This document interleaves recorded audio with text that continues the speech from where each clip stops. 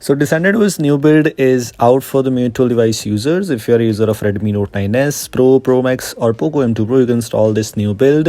I'm going to share you my experiences about this build in this video, so make sure to watch this video till the end. The things that you get here, the changelog, performance and everything, so stay tuned. This is the Descendant OS which we are using right now on this device, and I'm using Redmi Note 9 Pro, Redmi Note 9s, which is I've got Tana. You can use it on your Poco M2 Pro or Redmi Note 9 Pro Max, etc. Of course, the first change which was expected is the new build, as we have the January security patch available for you, as the January 2022 security patch. Alongside with that, some little bit of extra things also included. Lineage OS kernel is what you had pre-installed by default. I haven't changed kernel, etc. The battery backup seems to be quite good. Not basically awesome, but it's quite good. Descendant OS is also one of the unique custom ROMs out there, and if you are looking to install a unique custom ROM on your device, this might be a very good choice for you. The thing is, the quick settings panel. You can see the quick settings panel still has that data dashboard which you can enable or disable from settings. And if you want the detailed video about the Android 12 based first look, I made a video already and you can check it out. I will provide you the link in the cards, etc. Still has the Pixel launcher pre-installed, as I saw. Descendant OS might include some other options in the launcher, etc. But yes, no worries, Pixel launcher is still a good choice. Moving on to the things, this is what we have, what's new, which is absolutely great, as if you want to check it out that what is the changelog in the new version, you can find out easily with this app pre-installed called what's new. And this is actually an app and everyone can access it after installing this custom ROM on your devices.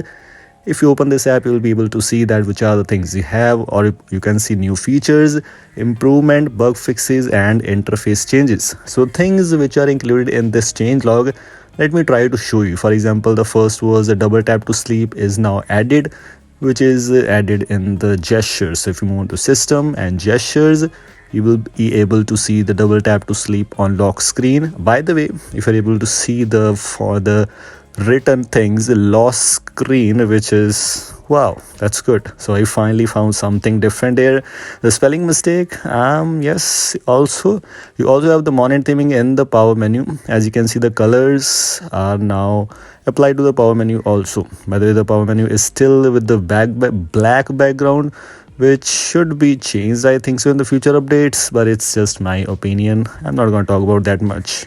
Now, if you move on to the safety net status, as this is official build, it was expected the safety net status should pass on your devices, and safety net status is passing here without having any issues what I saw. If you want to root your device, you can, and if you want to root your device, you can root from the latest Magisk version. If you don't want to root your device, by default, safety net status has no issues. You'll be able to use banking apps on your devices, which is of course a very good deal. I also tried using some banking apps and didn't got any kind of issues. If you don't want to root, if you want to root, you might face some little bit of issues, but it's not a big deal, of course. Now moving on to the other options, for example, DRM L1 Certificate. If you want to check it out, L1 Certificate is there. If you always love to stream Netflix, Amazon Prime Video, etc., if you want to check it out those things, you can. I don't think so you will face any kind of issues there, as L1 certificate is already included by default. You don't need any kind of specific things or customizations or tweaks to do that. This is already pre-installed. One more thing, which is quite interesting thing, by the way, in the gestures magic, actually available in the Descendant OS only.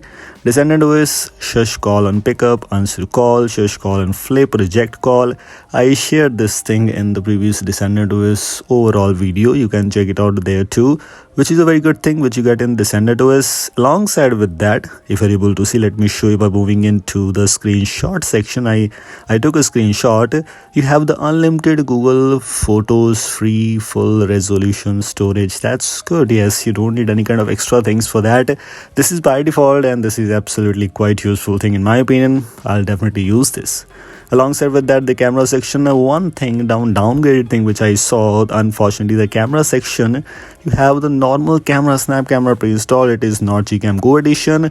It is not something else. So just keep this thing in mind that if you want to install this thing, you don't get the Google Camera Go edition pre-installed. You don't get the MIUI camera, but you can use other things if you want to. This is all from today's short and simple video. If you like this video, don't forget to like and share this. Goodbye.